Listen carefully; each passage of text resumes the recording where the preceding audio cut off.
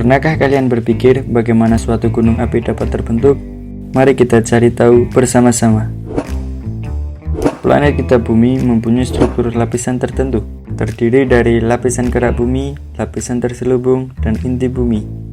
Pada lapisan kerak ini terjadi pergerakan yang kita sebut dengan teori tektonik lempeng.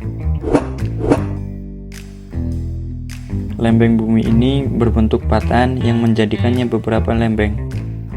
Lempeng yang berada di lautan disebut dengan lempeng samudra, sedangkan lempeng yang berada di darat disebut lempeng benua. Masing-masing dari lempeng tersebut bergerak antara satu dengan yang lain. Pergerakan relatif dengan kecepatan 5-10 cm setiap tahun.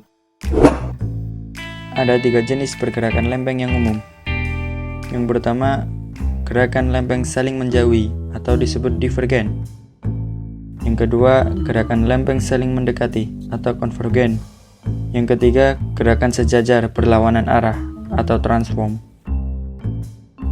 Pergerakan antar lempeng inilah yang kemudian menyebabkan adanya rekahan pada struktur lapisan tanah bumi. Rekahan tersebut yang kemudian dimanfaatkan oleh magma bertekanan tinggi yang terdapat di dalam bumi hasil dari pergerakan lempeng sebagai jalur untuk keluar. Hal ini sesuai dengan sifat magma untuk mencari tempat dengan bertekanan rendah. Setelah berjuta-juta tahun waktu, magma mencapai permukaan dan meletus mengeluarkan isinya.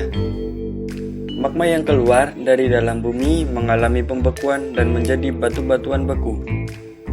Tumpukan dari batu-batuan beku inilah yang menjadi penyusun dari sebuah gunung api.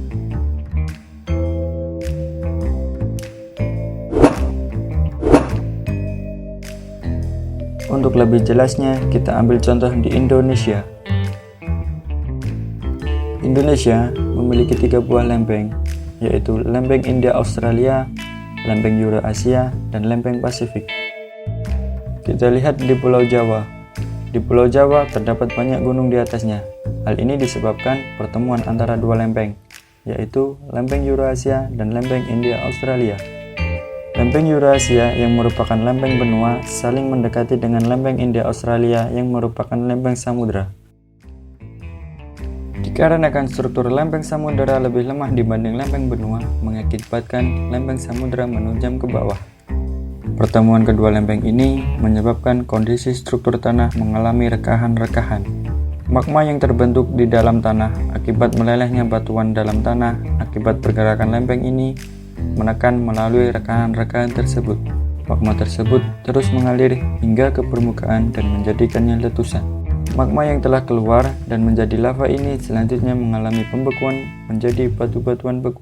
Batu-batuan beku inilah yang menjadi penyusun dari gunung berapi. Demikianlah penjelasan singkat terjadinya gunung api. Sekian dan terima kasih.